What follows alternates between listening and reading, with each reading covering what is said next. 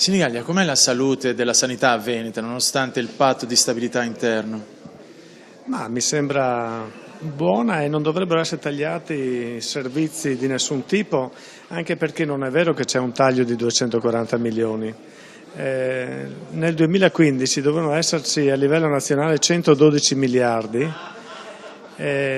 che vengono riportati invece nella stessa cifra del 2014, quindi nessun taglio rispetto a quanto erogato nel 2014, 110 miliardi. In più ci sono dei soldi finalizzati per i farmaci innovativi, tipo epatite C, e quindi non c'è nessun taglio, non c'è nessuna riduzione rispetto allo stanziamento del 2014 e quindi non ci sono tagli di 240 milioni.